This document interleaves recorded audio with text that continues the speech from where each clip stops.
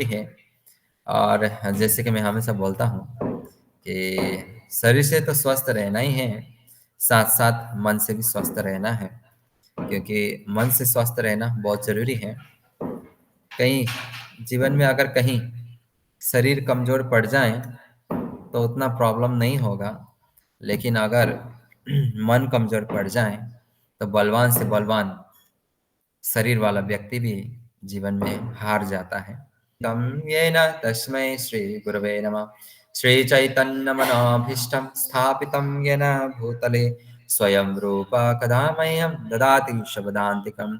वन्देऽहं श्रीगुरुं श्रीयुतपदकमलं श्रीगुरून् वैष्णवांश्च।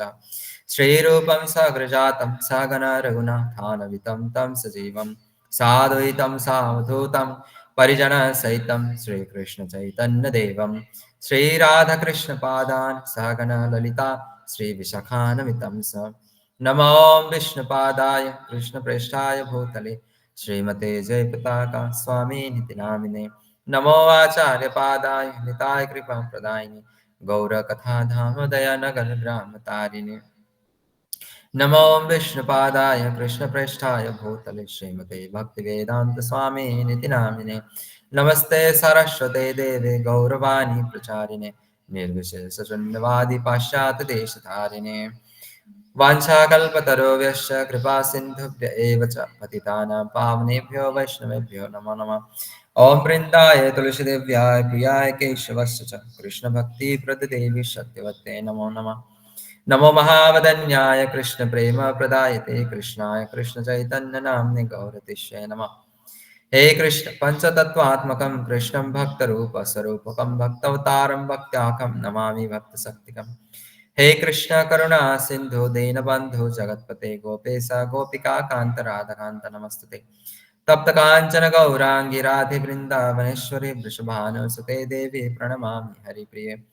जय श्री कृष्ण चैतन्य प्रभु नित्यानंद श्री अद्वैत गदाधर शिवासादि गौर भक्तवृंद।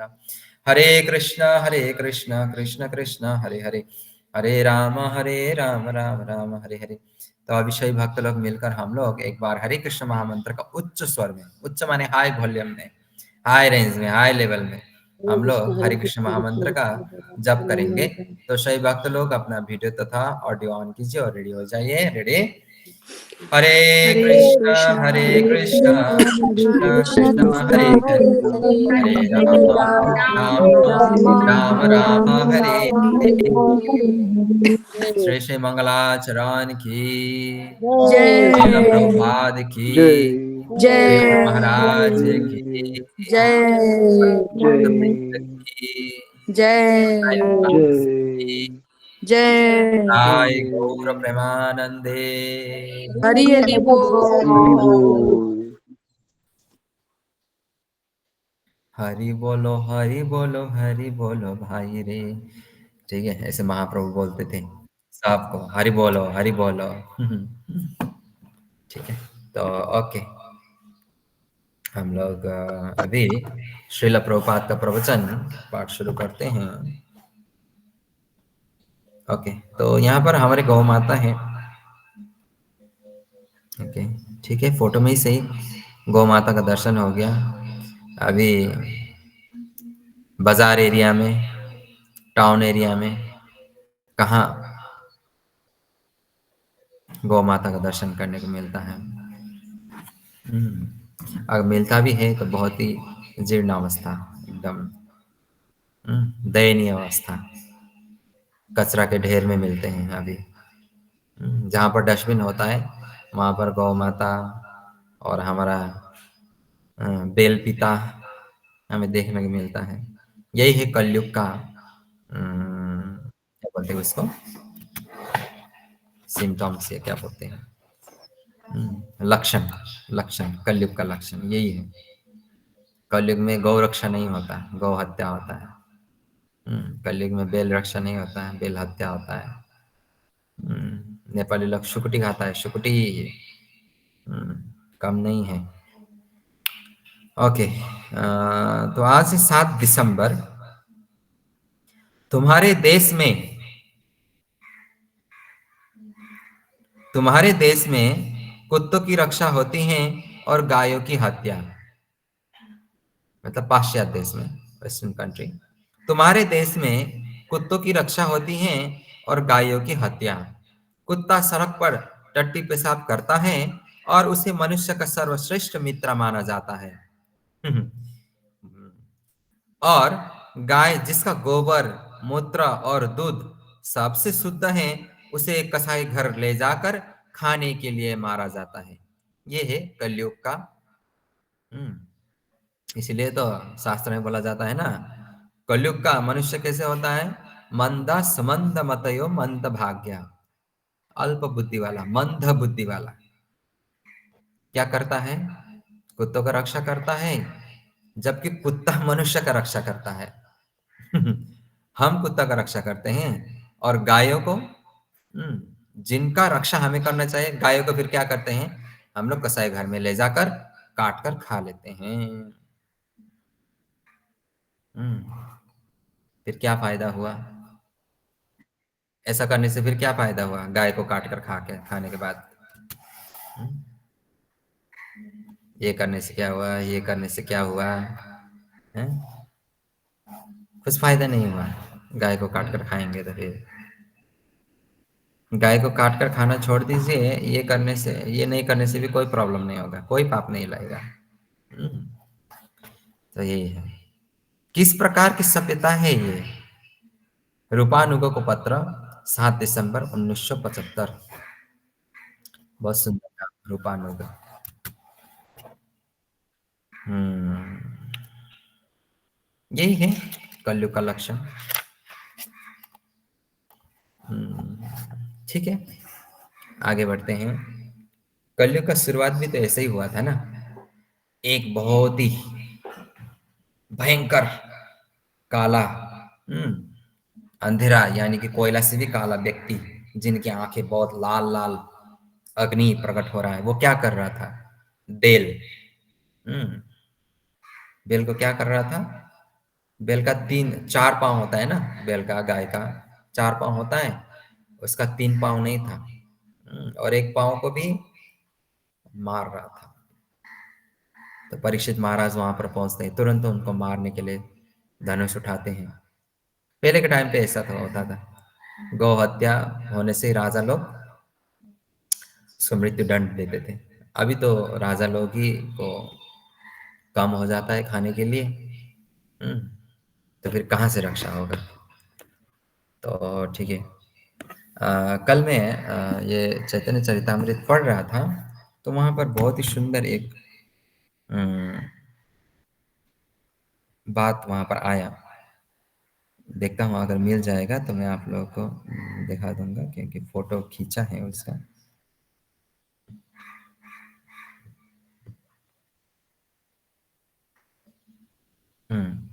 कलयुग में कलयुग में निम्न जाति के लोग, जिनका संस्कार नहीं होता, जो संस्कारहीन है, अर्थात म्लेच्छगण, जो वास्तविक जीवन में संस्कार का प्रयोग नहीं जानते, तथा जो रजोगुण तथा तमोगुण से आवृत रहते हैं, वे प्रशासकों के पद पर होंगे। मतलब शासन करने वाला पद, यानी कि नेताओं का पद, लीडर का पद, मंत्री पद, प्रधानमंत्री पद हो या राष्ट्रपति पद हो, वे अपने नास्तिक कार्यों से नागरिकों का भक्षण करेंगे और पब्लिक को लूटेंगे, लूटपाट मचाएंगे। भारत में वही तो हो रहा है, नेपाल में वही तो हो रहा है, विश्व भर में वही तो हो रहा है। विश्व तो छोड़ दीजिए, हमारा भारत और नेपाल में वही हो रहा है। पब्लिक का क्या हो रहा है? प्रजा लोगों का शोषण हो रहा है, शोषण भयंकर तरीके से। क्यों? संस्कारहीन व्यक्ति जब एक प्रजा को चलाएगा, एक देश को या एक स्टेट को या एक छोटा सा जगह को, जब लीडर ही संस्कारहीन होगा तो उसका जगह कैसे होगा? जैसे मान लीजिए मैं आप लोगों को कथा सुना रहा हूँ, कथा के बीच में मैं आप लोग सिर्फ गाली ही देता रहूंगा, गाली ही बकता रहूंगा, तो आप लोग क्या सीखेंगे? गाली देना ही सीखेंगे। हम्म आप भी फिर दूसरे जगह जाएंगे, हाँ हमारा प्रभु जी सिखाते हैं बोल के, फिर वहां पर भी कथा करेंगे, फिर गाली देंगे। बीच बीच में अच्छा वाला गाली आएगा। पान थूक के, गुटखा थूक के, ऐसा ही होगा बस। बहुत सारे वीडियो कभी कभी मैं देखता हूँ, नेता लोग क्या करता है, भाषण देता है और साइड में थूकता है, फिर भाषण देता है, फिर बीच में थूकता है। आधा घंटा के लिए भी वो गुटखा को नहीं फेंक सकता। हम्म, ऐसा है। बहुत सारे नेता लोग तो सिगरेट उड़ाते हुए। बिहार का मैंने एक देखा था। साइड में सिगरेट का वो रख के फिर वो भाषण दे रहा था। क्या है, और ऐसे लोग मतलब कैसे विश्वास कर लेते हैं, मैं तो वही नहीं जानता। तो हम्म, ऐसे व्यक्ति दूसरों को भी भ्रष्ट भ्रमित कर देता है। तो ठीक है, श्रील प्रभुपाद प्रवचन की। जय जय। जय। तो जैसे कि हम लोग जानते हैं, कल से फिर हम लोग भगवत गीता का रिवीजन करेंगे, अध्याय 1 से फिर से शुरू करेंगे। और जिनका एक बार कंप्लीट हो गया, या जिन लोगों ने, जिन भी भक्तों ने बीच से क्लास स्टार्ट किया है, वो लोग अभी फिर से आप लोगों को मौका मिल रहा है स्टार्टिंग से फिर से भगवत गीता पाठ शुरू करें। तो जो छूट गया सो छूट गया, अभी नहीं छुटाना है, ठीक है, अभी नहीं छुटाना है, अभी कंटिन्यू करने की कोशिश कीजिए। बीच में छूट जाता है तो आप लोगों को ये हमारे राधिका नीलांबरी देवी जी के उसके यूट्यूब में आप लोगों को रिकॉर्डिंग मिल जाएगा, आप लोग वहाँ सुन सकते हैं, समझ सकते हैं। मैं पहले पहले आप लोगों को मैं यूट्यूब में रिकॉर्डिंग इसलिए नहीं डालता था, क्योंकि रिकॉर्डिंग डालेंगे तो आप लोग इतना बिंदास रहेंगे ना, कोई बात नहीं, क्लास नहीं होगा, कोई बात नहीं, रिकॉर्डिंग है ना, यूट्यूब में जाएंगे, दिन में सुनेंगे, फिर वो भी नहीं सुन पाएंगे, और ठीक है आज रह गया, कल एक साथ में दूसरा क्लास भी, ये क्लास भी सुन लूंगा, श्रवण कर लूंगा, फिर ऐसे करते करते बहुत स्टॉक में रह जाता है। तो इसलिए पहले मैं, मेरा बहुत टाइम पहले से ही इच्छा था कि क्लास का रिकॉर्डिंग डालूं, लेकिन मैंने नहीं किया ऐसा। क्योंकि आलसी हो जाएंगे फिर आप लोग, रिकॉर्डिंग है सुन लेंगे, ऐसा हो जाएंगे आप लोग, फिर सुबह उठने का चेष्टा नहीं करेंगे, क्लास में अटेंड करने का चेष्टा नहीं करेंगे, तो ऐसे कैसे चलेगा? नहीं चलेगा। तो इसलिए अभी कल से फिर से हम लोग शुरू करेंगे, और हफ्ता का 4 दिन हम लोग भगवत गीता पाठ करेंगे, और फिर 3 दिन हम लोग भक्ति रसामृत सिंधु पाठ करेंगे, ठीक है? अभी हम लोगों का वीकली ऐसा चलेगा, ओके? और ये किताब है, ये किताब इंग्लिश में भी है, हिंदी में भी है, बंगाली में भी है। और आप लोग यदि लेना चाहते हैं, और ये क्योंकि ये भगवत गीता, ये जो भक्ति रसामृत सिंधु है, इसका तो मैं सब कुछ रीडिंग करते हुए आप लोगों को समझाऊंगा।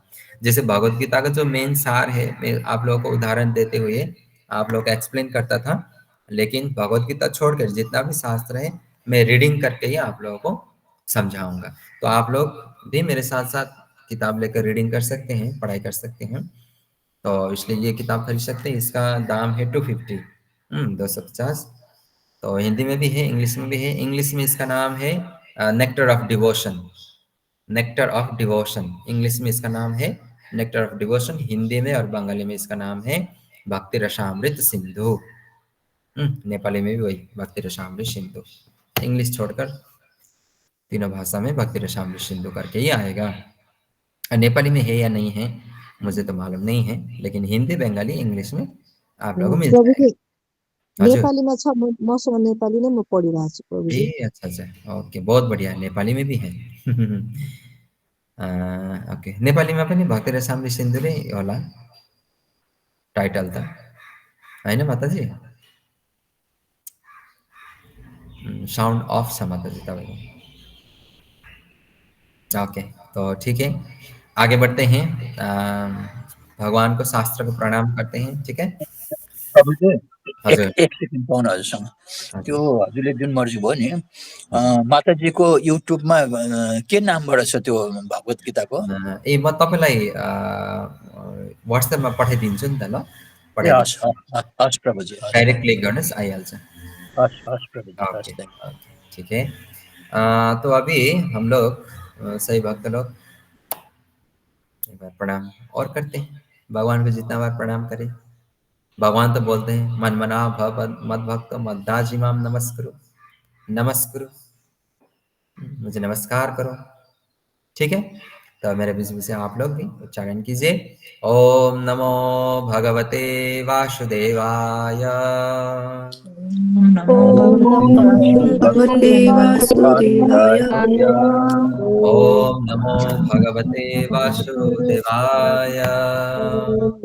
ओम नमो भगवते वासुदेवाय। ओम नमो भगवते वासुदेवाय। ओम नमो वासुदेवाय।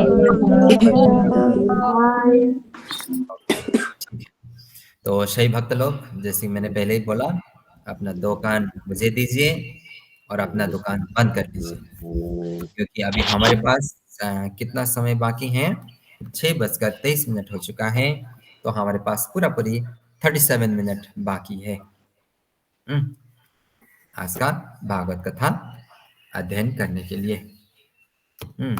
अगर 1 घंटा आप लोगों ने, ये 37 मिनट आप लोगों ने भागवत कथा श्रवण करने के लिए नहीं दिया, तो फिर क्या दिया? आप कैसा जीवन जी रहे हैं? कल हम लोगों ने इसी के बारे में चर्चा किया कि मनुष्य जीवन का उद्देश्य क्या है, हमें ये शरीर क्यों मिला, और हर एक जीव में कौन सी चीज का प्रवृत्ति होता है? प्रेम करने का प्रवृत्ति पशु में भी होता है ना? इसलिए तो वो अपने पत्नी को या अपने बछड़े को वो प्यार से वो चाटता है, वो शरीर से थोड़ा ऐसे घुलमिल होता है ना? तो ऐसा करते क्यों? सब में है ये प्रवृत्ति, सब में। लेकिन हम लोग असल में किससे प्रेम करना चाहिए वो नहीं जानते, उसी में भटक जाते हैं। थोड़ा रुकिए।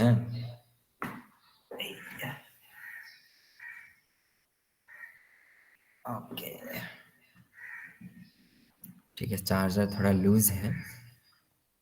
ठीक है, तो हम लोगों ने आमुख करके जो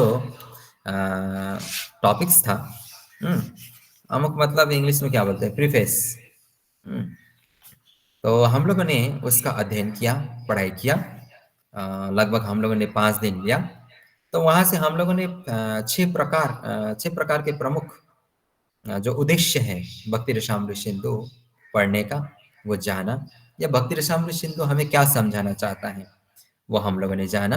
और भक्ति रसामृत सिंधु पढ़ने का मुख्य एक ही उद्देश्य है कि भगवान का भक्ति किस प्रकार से किया जाए, कृष्ण के चरणों में हम अपने जीवन को कैसे समर्पित कर सकते हैं, क्योंकि हमको तो जीवन जीना भी है, घर परिवार को चलाना भी है, समाज में रहना भी है, और पैसा भी कमाना है, अपना व्यापार को भी चलाना है। तो ये सब कुछ करते हुए हम लोग भगवान को भी कैसे समर्पित हो सकते हैं, या भगवान को समर्पित होकर ये सब कुछ हम लोग अपने जीवन में कैसे लागू कर सकते हैं? क्योंकि देखिए, भगवान को तो समर्पित होना ही पड़ेगा। भगवान को समर्पित हुए बिना जीवन बिताना क्या बिताना, वो भी क्या जीवन। जैसे मैंने उस दिन एक मधुमक्खी का एग्जाम्पल दिया ना, मधुमक्खी अपने पूरा जीवन में, पूरा जीवन भर, मैंने ऑफलाइन क्लास में भी बोला था इसके बारे में, मधुमक्खी क्या करता है अपना पूरा जीवन भर वो अलग अलग प्रकार के पुष्प में जाकर वो रस लेके आता है। बेचारा वो इतना छोटा सा मधुमक्खी कितना रस लेके आएगा, जाता है अपने घर में वापस आता है, फिर मधु वो निकालता है, इकट्ठा करता है, फिर जाता है, फिर लाता है, फिर जाता है, फिर लाता है।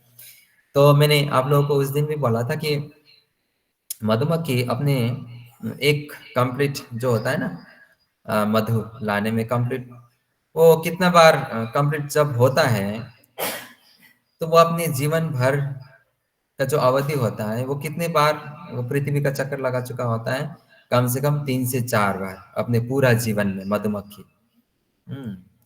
अब पृथ्वी का चक्कर लगाने जितना टाइम लगता है, वो इतना कष्ट करके वो मधु इकट्ठा करता है, इतना बार वो भ्रमण कर चुका होता है अगर कैलकुलेशन किया जाए।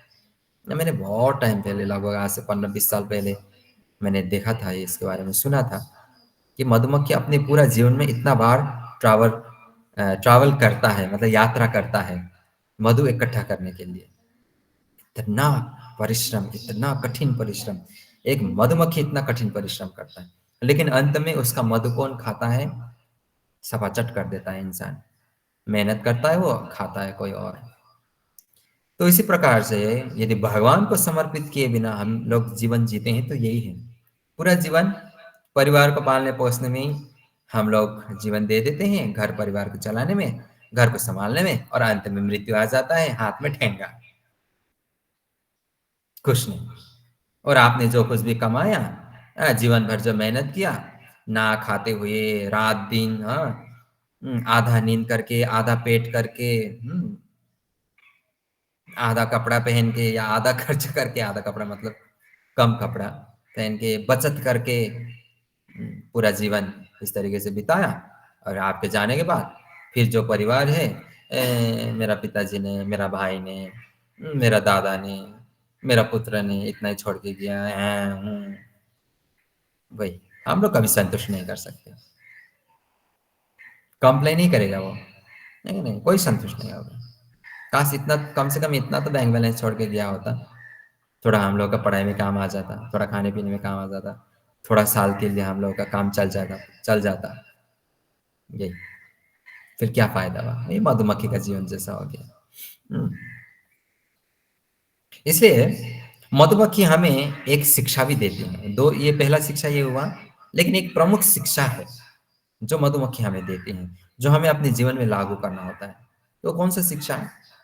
मधुमक्खी जितना ही आवश्यक होता है उतना ही एक पुष्प से रस लेके आ जाता है, घर वापस आता है, जितना आवश्यक होता है। उसी प्रकार से हमें भी जितना ही आवश्यकता है उतना ही हमें अपने जीवन में खर्चा करना चाहिए और कमाना भी चाहिए, विशेषकर खर्चा।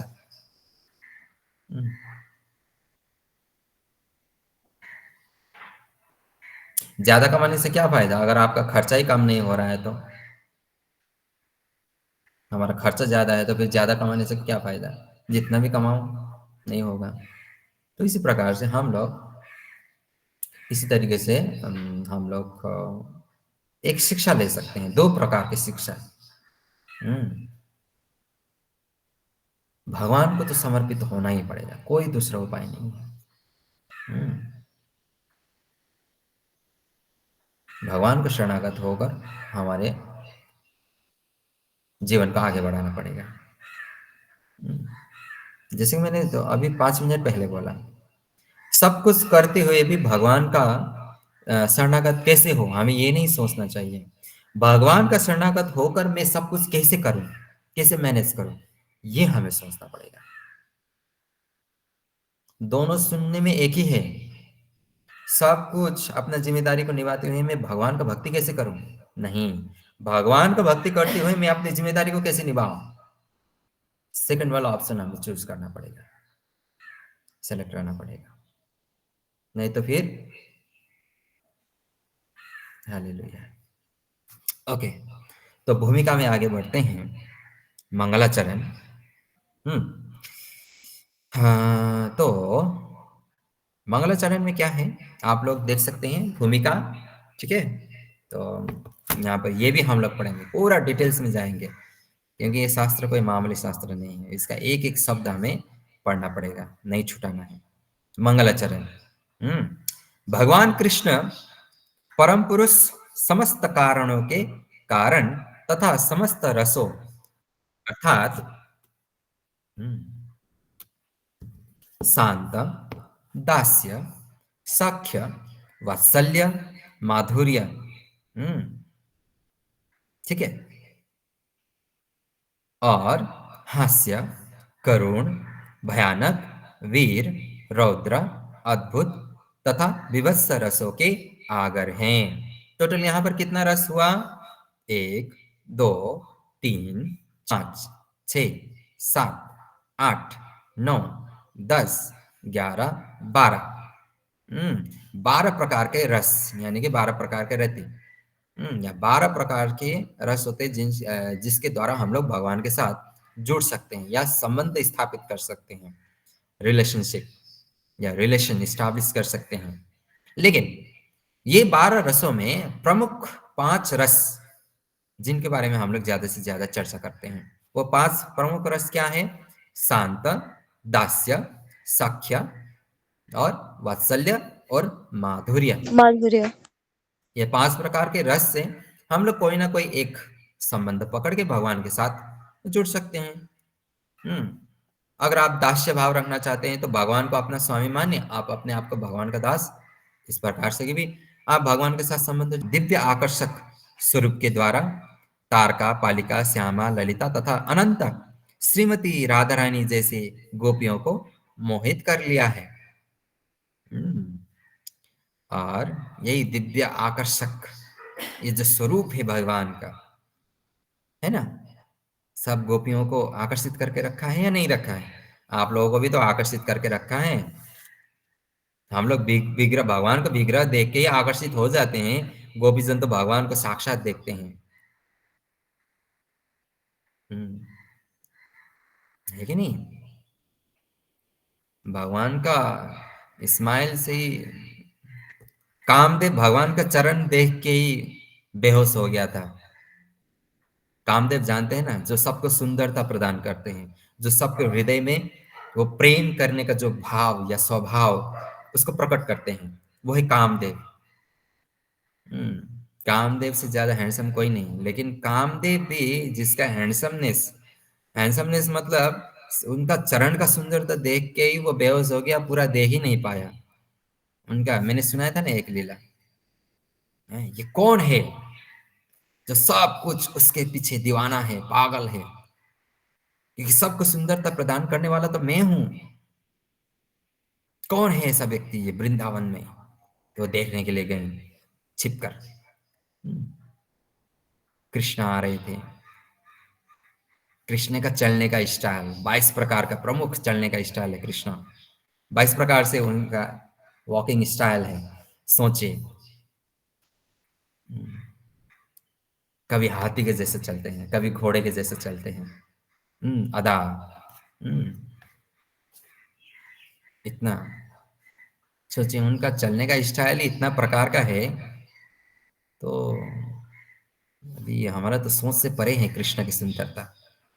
तो कामदेव कृष्ण का जो चरण देख के हैं मूर्छित हो गया।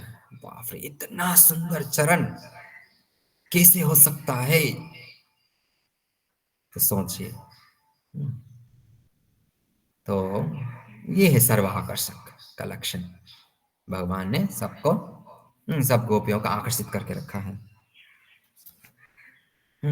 वे प्रभु हम पर कृपा करें, जिससे कृष्ण कृपा विग्रह श्रीमद् भक्ति सिद्धांत सरस्वती गोस्वामी प्रभुपाद। भक्ति सिद्धांत गोस्वामी प्रभुपाद कौन है? हमारे श्रील प्रभुपाद, हमारे भक्ति वेदांत स्वामी श्रील प्रभुपाद के वो गुरु महाराज। दीक्षा गुरु भी हैं, शिक्षा गुरु भी हैं। ओके। और प्रेरित होकर, उन्हीं से प्रेरित होकर भक्ति रसामृत सिंधु लिखने के इस कार्य को संपन्न करने में मुझे कोई बाधा उपस्थित ना हो। तो प्रभुपाद प्रार्थना कर रहे हैं, हमारे भक्ति वेदांत प्रभुपाद अपने गुरु महाराज से प्रार्थना कर रहे हैं कि उनकी कृपा से मुझे भक्ति रसामृत सिंधु का ये तात्पर्य या जो लेखन करने में कोई बाधा ना हो, उनका कृपा बना रहे। इसलिए जीवन में जो भी कार्य करें पहले गुरु को स्मरण करें हमेशा, है ना, तो कृपा होता है। मैं श्रील रूप गोस्वामी प्रभुपाद तथा श्रील भक्ति सिद्धांत सरस्वती गोस्वामी प्रभुपाद के चरणों में सादर नमस्कार करता हूँ, जिनकी प्रेरणा से मैं भक्ति रसामृत सिंधु का सार संकलन करने के कार्य में प्रवृत्त हुआ हूँ। सार, ठीक है, कंक्लूजन ऐसे भी बोल सकते हैं। तो उसको लिखने के लिए प्रभुपाद प्रयत्न करने जा रहे हैं, और प्रभुपाद का प्रयत्न पूरा भी हुआ।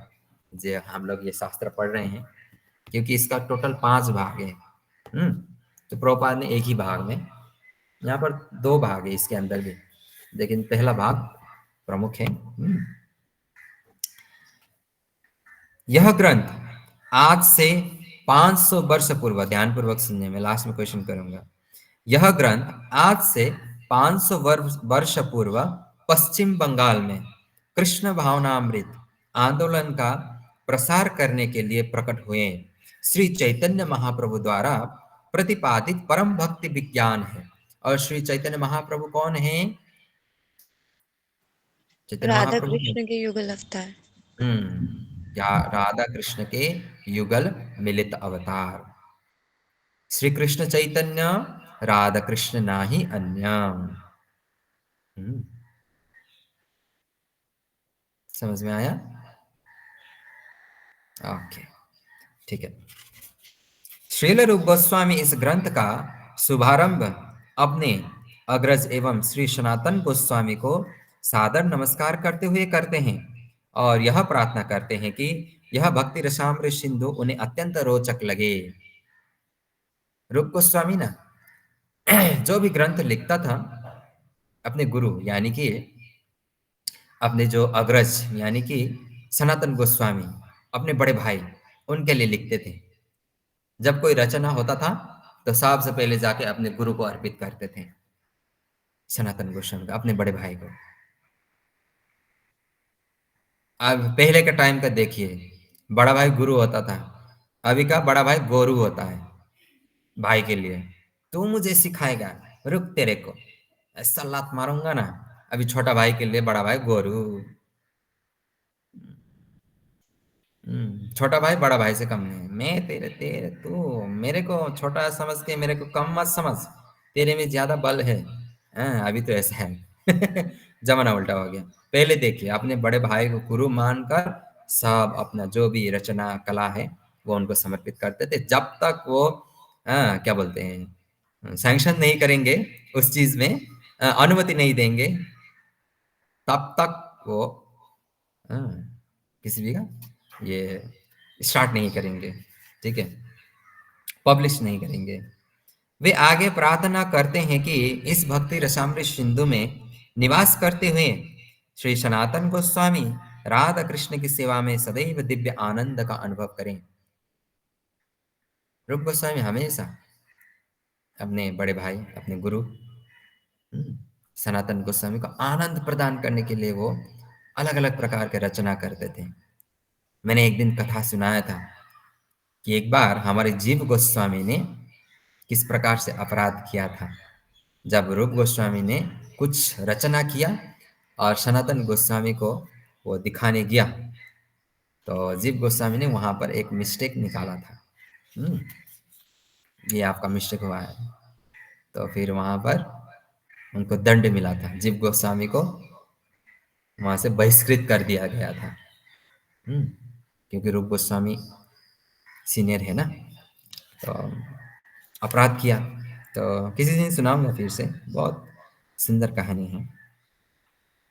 मैं समस्त महान भक्तों तथा आचार्यों को सादर नमस्कार करता हूँ जो अमृत के महासागर में मगरों के समान है और जो मुक्ति रूप विविध नदियों की तनिक भी परवाह नहीं करते, निर्विशेषवादी ब्रह्म रूपी सागर में तल्लीन होना चाहते हैं, ठीक उन नदियों की भांति जो बहते बहते सागर में तल्लीन हो जाती हैं। नदी का एक ही गंतव्य है, डेस्टिनेशन। नदी का एक ही उद्देश्य, एक ही लक्ष्य होता है, कहाँ तक पहुंचना? समुद्र तक पहुंचना। और वो पूरा जीवन यात्रा करता रहता है, बहता रहता है, बहता रहता है और समुद्र में जाकर विलीन हो जाता है, अपने अस्तित्व को विलीन कर देता है। ये जो निराकारवादी है या निर्विशेषवादी, जो भगवान के निराकार स्वरूप को मानता है, उसको इसी उदाहरण से बताया गया है। एक लाइट है, दूसरा लाइट जलाएंगे, उसी में लीन हो जाना। समुद्र नदी में लीन हो जाना है कि नहीं? तो लेकिन क्या भक्त लोग भी ऐसे ही करता है? नहीं।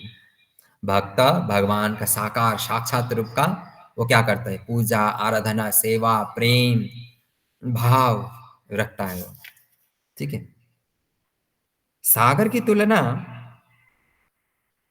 मोक्ष से की जा सकती है और नदियों की तुलना मोक्ष की विभिन्न विधियों से।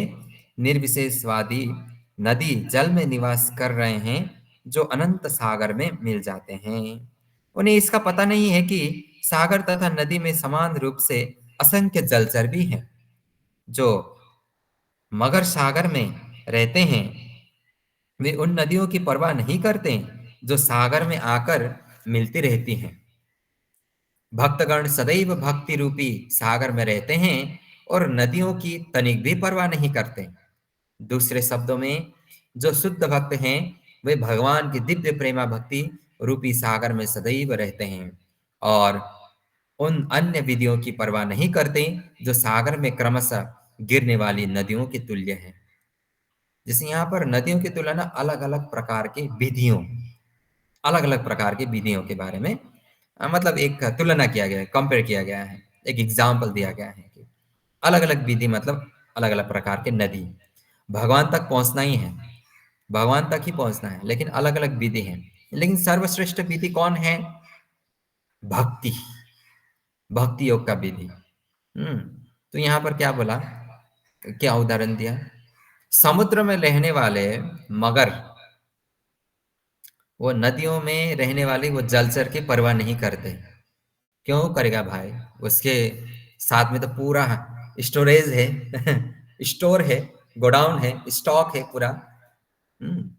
नदियों में छोटी छोटी चीजों में वो क्यों चलता फिरेगा, है कि नहीं? भगवान भक्ति ये सागर, आनंद का सागर।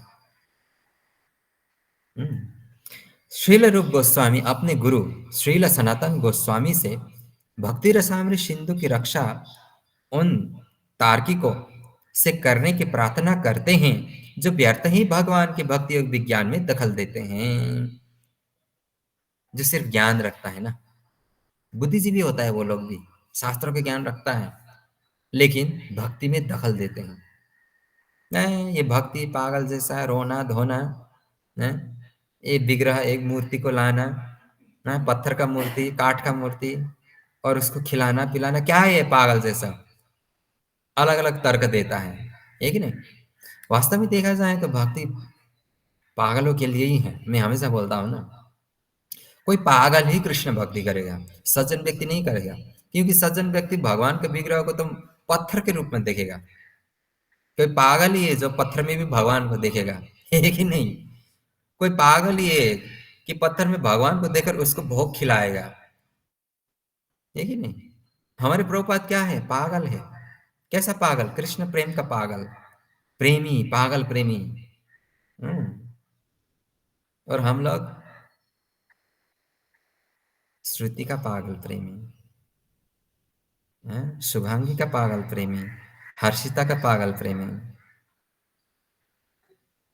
करीना कपूर का एक आया था ना, मैं प्रेम की दीवानी, उसमें उसने जिस प्रकार के गिटार बजाया है उसका भी प्रेम उसी प्रकार का है। देखा है आप लोगों ने गिटार वो कैसे हाथ हिलाता है? सितार जैसा हाथ हिलाता है। गिटार ऐसा बजता है और ऐसे करता है गिटार गिटार है या सितार? तो ये संसार का प्रेम भी वैसा ही है। गिटार है या सितार वो नहीं जानता, बस बजाने का एक्टिंग कर रहा है। तो आगे बढ़ते हैं। भक्ति रसामृत सिंधु की रचयिता नहीं, जिस प्रकार सागर के बीच उठने वाले ज्वालामुखी उद्गारों से बहुत ही कम क्षति पहुंच सकती हैं, उसी प्रकार जो लोग भगवत भक्ति के विरुद्ध हैं और जो चरम दिव्य अनुभूति के विषय में अनेक अनेक दार्शनिक मत प्रस्तुत करते हैं, वे भक्ति के इन महासागर को तनिक भी विक्षुब्ध नहीं कर सकते, चाहे व्यक्ति कितना ही वो एक्सपर्ट क्यों ना हो अलग अलग तर्क देने में, या भक्ति को नीचे के स्तर में गिराने के लिए। कोई फायदा नहीं, कुछ हानि नहीं पहुंचा सकता। आज तक कोई हानि पहुंचा पाया है? कर रहे हैं तो भक्त लोग भक्ति कर रहे हैं। एक इंच भी नहीं हिला सकता जो भगवान का शुद्ध भक्त है। क्यों? क्योंकि उसमें हृदय में आनंद प्रेम का सागर होता है, कृष्ण प्रेम का सागर, आनंद में रहता है, मस्त। इसका कोई छोटा मोटा कष्ट दे, जो व्यक्ति आनंद में है उसको कोई छोटा मोटा कष्ट देकर कोई उसको परेशान कर सकता है? नहीं कर सकता, क्योंकि वो सुख में नहीं है, वो तो आनंद में है। वो दिव्य सुख, आनंद, आध्यात्मिक सुख में है। और आध्यात्मिक सुख में जीवन जीने वाला व्यक्ति को भौतिक दुख देकर कौन कष्ट पहुंचा सकता है कि नहीं? बस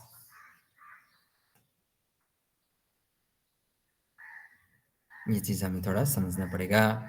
ओके, नेक्स्ट पैरा में जाते हैं।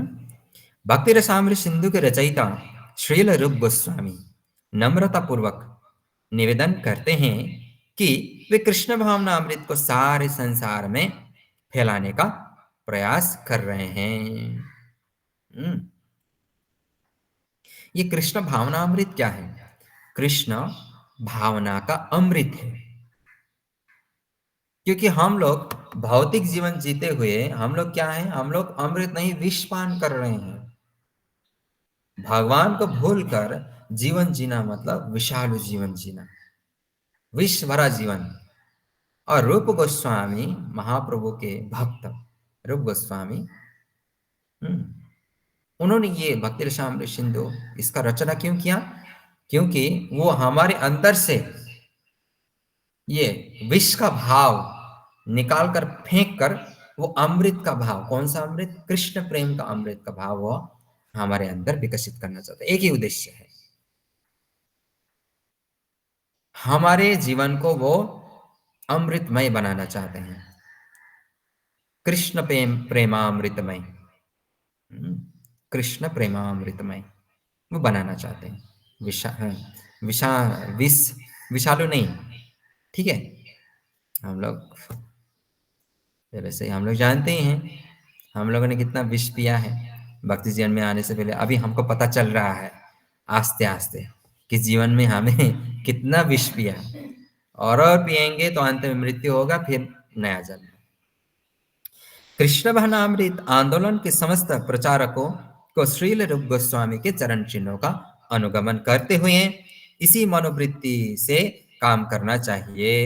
हमें कभी भी अपने आप को महान प्रचारक नहीं समझना चाहिए, अपितु यही मानना चाहिए कि हम पूर्ववर्ती आचार्यों के निमित्त मात्र हैं और उनके चरण चिन्हों पर चलकर ही हम पीड़ित मानवता के लाभ के लिए कुछ कर सकते हैं। जैसे देखिए, इस संसार में जो भौतिक जीवन जी रहे हैं ना, सब लोग भिखमंगे भिखमंगे, हम सब भिखमंगे भिखमंगे। क्यों बोले? तो हम लोग पल पल सुख का भीख मांग रहे हैं, सुख सुख रूपी भीख हम चाहते हैं।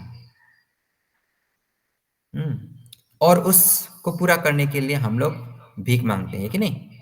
जैसे एक पिता कहीं पर काम करता है, वो अपने मालिक से क्या मांग रहा है? भीख ही तो मांग रहा है। कौन सा भीख? सुख का भीख, सुख का भिक्षा मांग रहा है। टाका आएगा, पैसा आएगा, तभी तो घर में जाके कुछ कर पाएगा।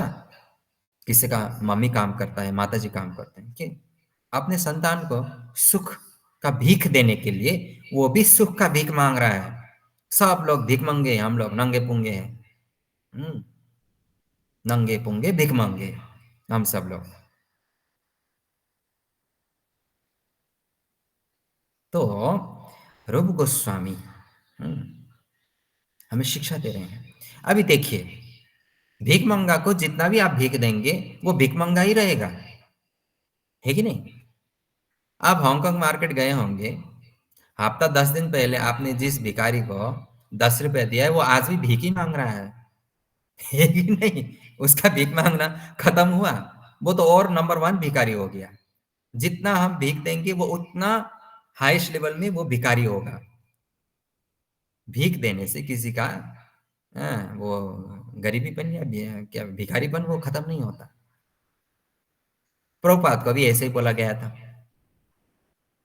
आप इतना प्रचार कर रहे हैं, यहाँ जा रहे हैं वहां जा रहे हैं, इतना बार पूरा ब्रह्मांड को भ्रमण कर लिया, गरीब किस लिए कुछ क्यों नहीं करते? आपके मंदिर में के सामने इतना भिखारी लोग होते हैं, उनके लिए कुछ क्यों नहीं करते? इतना डोनेशन उठाते कहाँ जाता है? फिर प्रभुपाद बोलते हैं, अरे हम लोग प्रसाद देते ही तो है उनको, प्रसाद देते हैं, मंदिर में आने के लिए बोलते हैं, प्रसाद पाते हैं चले जाते हैं, मंदिर में कहाँ आता है? मैं तो उनका गरीबी हमेशा हमेशा के लिए खत्म करना चाहता हूँ, इसलिए मैं उसको मंदिर में बुलाता हूँ। वो तो आता है, खाता है, चला जाता है, फिर 2 घंटा 4 घंटा बाद भूख लगता है, फिर आता है, खाता है, चला जाता है। चैलेंज किया था तो प्रभुपाद ने मीडिया में पूरा चैलेंज कर दिया, ठीक है कल ये करके ग्राउंड में आ जाओ, जितना भी तुम भीख मंगा को बुलाना चाहते हो सब लोग जो भी है सब लोग आ जाओ। सब लोगों को बोला। तो प्रबंध क्या बोला, मैं तुम सबको खाने के लिए दूंगा, पहनने के लिए दूंगा, रहने के लिए दूंगा, सब कुछ दूंगा, लेकिन तुमको मेरा एक शर्त मानना पड़ेगा। सुबह 3:30 बजे उठना पड़ेगा, नहाना पड़ेगा, भगवान का सेवा करना पड़ेगा, 16 माला करना पड़ेगा, हाँ मांस मछली लहसुन प्याज 4 नियम का पालन करना पड़ेगा। जो जो करना चाहता है कल सुबह आ जाएं। कल सुबह गया तो ठेंगा, एक भी आदमी नहीं आया, एक भी आदमी नहीं आया। प्रभुपाद क्या करना चाहे, हम ही समझ अभी हमारा जन्म ही खत्म हो जाएगा तो क्यों भीख मांगना है कि नहीं। रास्ते में चलने वाला ही भिखारी नहीं होता, मुकेश अंबानी भी भिखारी है, भारत का सबसे अमीर आदमी है ना, नहीं वो सबसे बड़ा भिखारी है वो तो, क्योंकि उसके पास इतना संपत्ति होने के बाद भी वो संतुष्टि नहीं है, तो संतुष्टि नहीं है तो भिखारी तो हुआ। कोई व्यक्ति जिनके पास कुछ भी नहीं है फिर वो संतुष्ट है, वो तो सबसे धनी व्यक्ति है।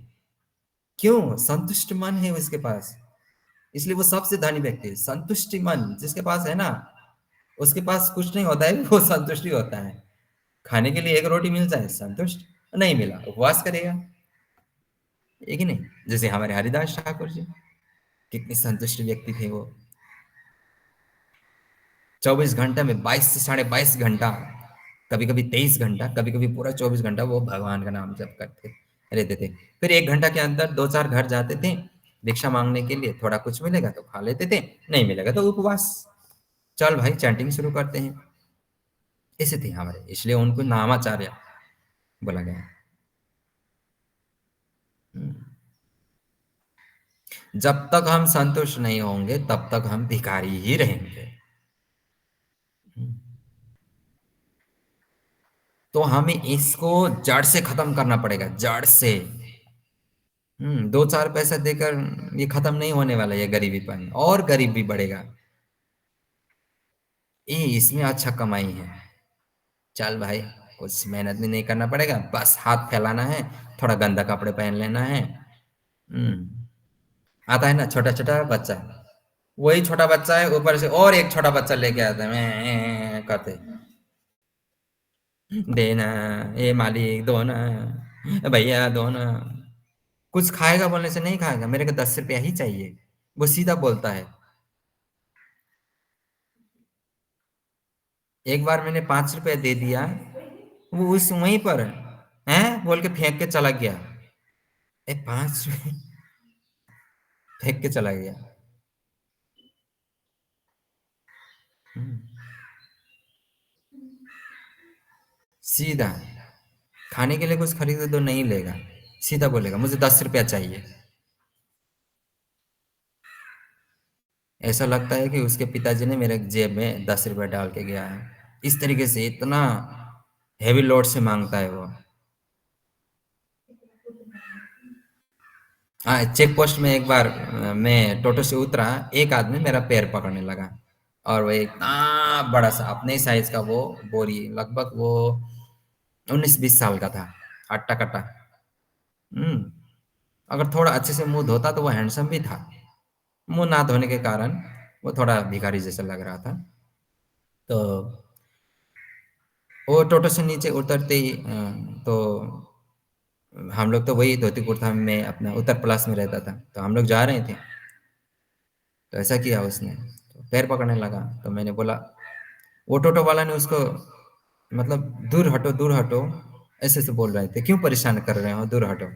तो टोटो वाला को पहले गाली दिया, तो मैंने भी ए क्या कर रहे हो, थोड़ा उधर उधर, मैं थोड़ा उधर जाओ बोलना चाहता था, वो तो एक करके मेरे को हाथ उठा दिया सीधा। मैं उसको बोलना चाहता थोड़ा उधर जाओ, वो तो किया मेरे को। हम्म वो तो अच्छा हुआ कि ठीक है भाई करके हम लोग निकल गए, अगर थोड़ा मैंने जबर से किया होता तो मेरा तो पैसा जाता जाता और ऊपर से उसका ही मार खा के आता।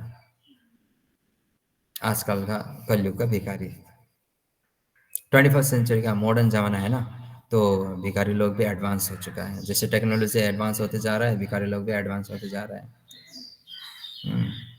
कैसा वाला एडवांस? दे तो दे, नहीं तो मार खा के तुझे देना पड़ेगा।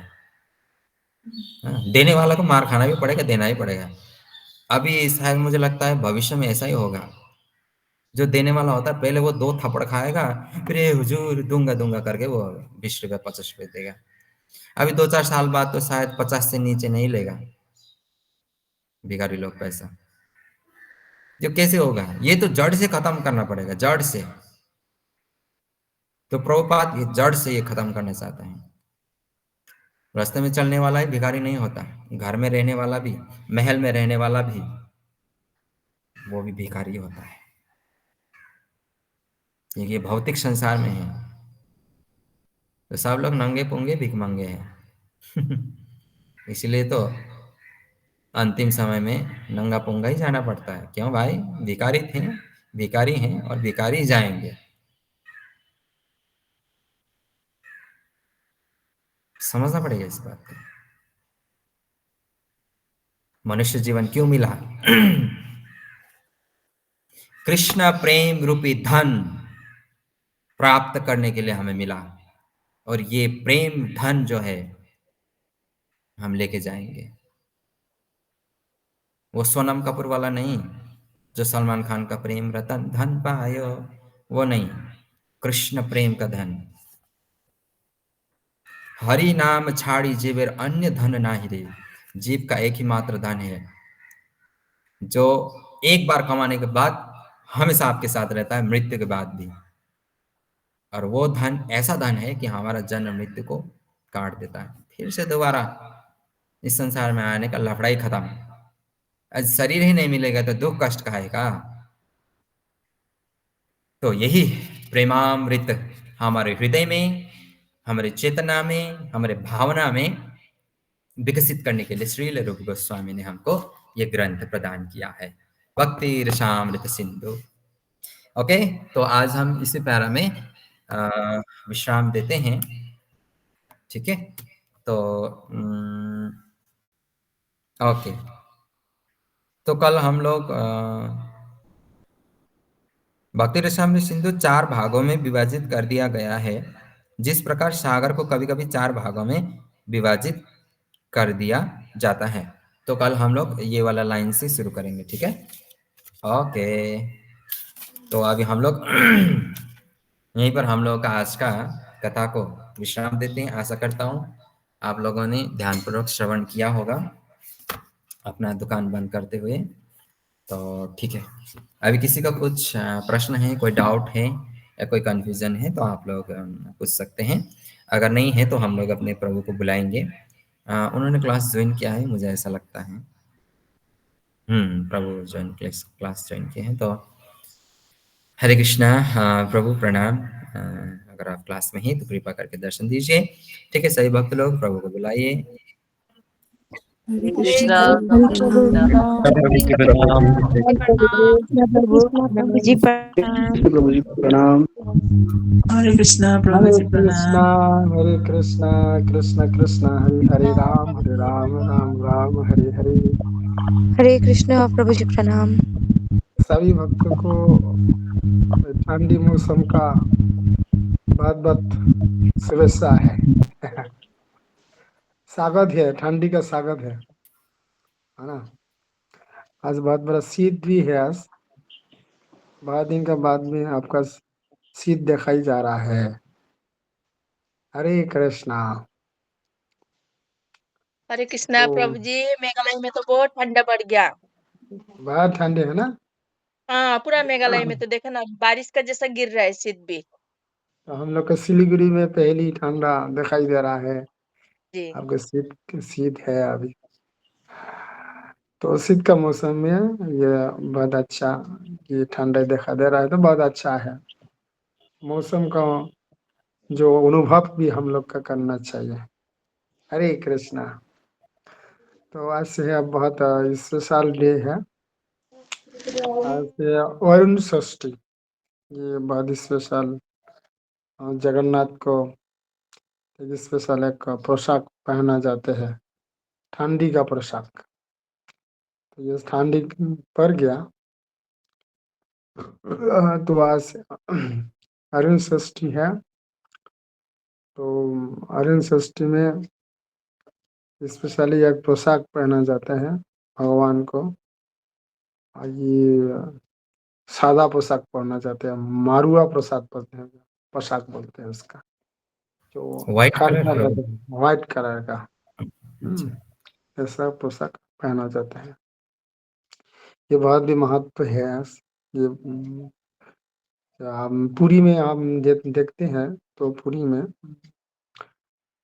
आपका पुंडरीक विद्या निधि, पुंडरीक विद्या निधि पुरी में आपका मंगलारती जब जाते हैं, उसका स्वरूप दामोदर है, उसका साथ भी हम जाते हैं। और ये पुंडरीक विद्या निधि था, ये विश्वभानु राजा पहले जब द्वारका लीला में था, तो तब रानी का हाँ पापा था। तो राधा रानी का, तो वो ये चैतन्य लीला में ते पुंडरीक विद्या निधि यहाँ पे के लिए आया था। और जब पुरी में था, जो पुंडरीक विद्या निधि, तब मंगलारती अब डेली जाता था।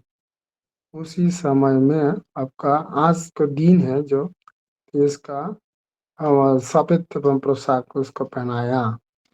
तो ये देख के उसका अच्छा नहीं लगा है। भगवान परम ब्रह्म है, तो सब ब्रह्मांडों का मालिक है, पांडा लोग कैसे ये पोशाक पहनाता है, तो ये तो अच्छा नहीं किया।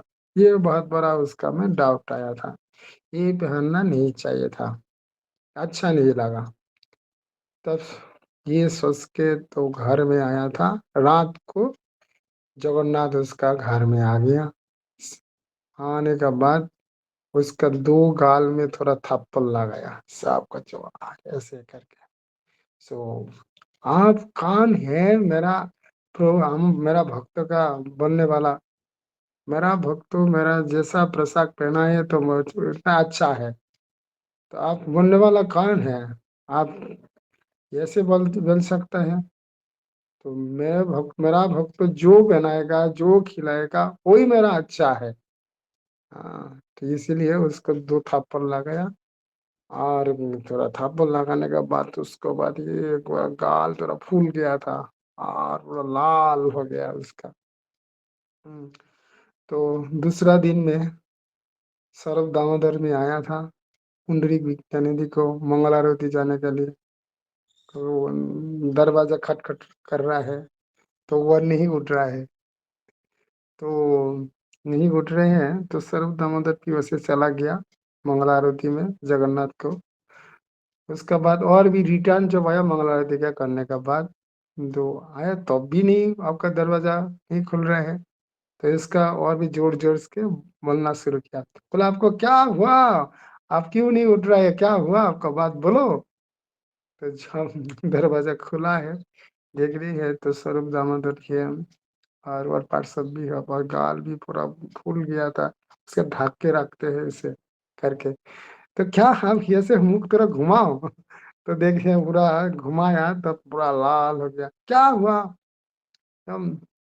तो वो तब बोला है कि मैं जब जगन्नाथ मंदिर गया था, मैं ऐसा सोच किया था, किंतु जगन्नाथ आके मेरा को पूरा डांटा। हाँ, पूरा डांट दिया था, अभी पूरा चार भी दिया था। अरे आप इसी का वजह से आप नहीं किया, ये तो आपका कृपा है। तो भगवान सबको ये मारते हैं, चोर मारते हैं, भगवान आपको गाल में मारा था, ये तो आपका बहुत बड़ा कृपा है। तो इसी का लिए मन, अरे बुरा करना नहीं चाहिए। किसको मिलते हैं भगवान का हाथ में ये थप्पड़ खाना, ये कि मामूली बात है? तो ये जो किया है तो अच्छा ही किया है, आपको कृपा भी है। तो तब भी ये बात सुन के उसका मन थोड़ा भर गया। तो तब भी भगवान जगन्नाथ का पास गया, जगन्नाथ को प्रार्थना किया, तो गलती जो हुआ ऐसे ये दिन में, तो आज का दिन में ये जो पोशाक पहनाता है, तो उस दिन से शुरू हुआ है। ये मारुआ पोशाक को पहनते हैं तो जगन्नाथ को आशीर्वाद देते हैं। और आज का दिन में क्या होते हैं, तो शीत का वस्त्र दान करते हैं। शीत वस्त्र जो चादर होते हैं, आपका भगवान को चादर देते हैं। आज गर्मी खाबार जो पायस, तो मिठाई है ना, तो मालपुआ, पाटीसापटा, हाँ, तो ऐसा गर्म ही खाबार जो तेल का खाबार होते हैं, ये तेल खाबार को देने से क्या होते हैं, तो अंदर से क्या होते हैं, हम लोग का गर्मी होते हैं। तो शीत में, शीत मौसम में थोड़ा तेल का खाबार खाना चाहिए, तो गर्मी हीट रहेगा, गर्मी रहेगा। इसीलिए तो आज का दिन से उसका अच्छा अच्छा खाना देना चाहिए। तो मालपुआ खाना देना चाहिए, उसका पाटीसापटा खाना देना चाहिए। हाँ, खी आपको मिठाई देना चाहिए, ऐसा अच्छा अच्छा। तो आज का दिन से ऐसा शुरू हुआ है। तो आप लोग ये घर में कर सकता है तो बहुत अच्छा है। जगन्नाथ को ऐसे अच्छा सेवा देना चाहिए। हम लोग का आनंद सागर प्रभु का घर में भी जगन्नाथ भी है, तो ऐसा सेवा भी देना चाहिए अच्छा से। तो राधिका माता जी का घर में भी जगन्नाथ है। हाँ, तो आज से वहाँ भगवान कीर्तन मेला भी है आपका शाम को। तो कीर्तन मेला में हम लोग सभी भक्त लोग को पार्टिसिपेट करना है। तो संध्या आरती के बाद में कीर्तन होगा। नारू गोपाल प्रभु भी आया था, तो नारू गोपाल का प्रभु का अद्भुत कीर्तन है, तो कीर्तन में शामिल होना है। और उसका बाद भी गौर कथा भी होगा। तो सभी भक्त लोग आ जाइए। संध्या आरती के बाद में शुरू होगा, तो ये पार्टिसिपेट करना है तो बहुत अच्छा है। और जो कीर्तन को जो लाइक करते हैं, पसंद करते हैं, तो वो उसको जरूर भी आना है। ठीक है, तो ज़्यादा टाइम नहीं लेते हैं। तो मैं ये इन्फॉर्मेशन देने के लिए आपका ये क्लास में ज्वाइन किया है। तो इसीलिए आप लोग यहाँ पे मंदिर में आके ये कीर्तन का जो दिव्य कीर्तन जो होते हैं, हाँ, ये भी फायदा उठाए। आपका अंदर में आपका जागृत कीजिए, तो कीर्तन का मजा भी लीजिए। हाँ, तो आ जाइए आप लोग शाम को। जरूर आना है सभी भक्त लोग को। और यहाँ आके आपको शरीर को थोड़ा आपका हीट कीजिए इसका ठंडी में, तो नृत्य कीजिए। हाँ, और बहुत बड़ा आनंद भी उठाए। हरे कृष्णा, हरे कृष्णा, कृष्णा कृष्णा हरे हरे, हरे राम, राम राम हरि हरि। जय जगत गुरु शिल प्रभुपाद की जय। जय जय जय। राधिका नीलांबरी माता जी आएंगे ना? आएंगे आएंगे, ठीक है। हरे कृष्णा। और ठीक है, तो यहाँ पे रखते हैं। हरे कृष्णा। ठीक है, हरे कृष्णा। ठीक है, हमारे प्रभु को बहुत धन्यवाद समय देने प्रभुजी, के लिए। हजुर। आजको दिन नेपालमा विशेष गरेर काठमाडौँ नेवार जातिहरूमा यमरी यमरी भन्ने एउटा हुन्छ चामलको हजुर। चाकु हुन्छ, त्यसमा घिउ हालेर खुवा हालेर आजदेखि चाहिँ सुरु हुने ए यमरी। हजुर हजुर हजुर, हजुर। हजुर, प्रभुजी। व्हाइट कलरको यस्तो सानो सिङ जस्तो पनि हुन्छ नि। हजुर हजुर हजुर हजुर हजुर त्यो हजुर हजुर त्यो हो, त्यो त्यो हुन्छ। हजुर, ओके, तो ठीक है। अभी हम लोग अटेंडेंस लेते हैं और सही भक्त लोग कल संडे है, अगर किसी का भगवद गीता सब प्रचार हो गया है